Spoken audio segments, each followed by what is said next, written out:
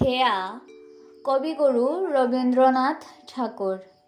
খেয়া নৌকা পারাপার করে নদীর স্রোতে, কেহ যায় ঘরে, কেহ আসে ঘর হতে। দুই তীরে দুই গ্রাম, আছে জানা শোনা, সকাল হইতে সন্ধ্যা করে আনাগোনা।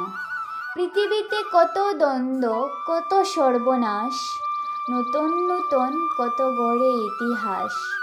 রক্তপ্রবাহের মাঝে ফেনাইয়া উঠে, সোনার মুকুট কত ফুটে আর টুটে।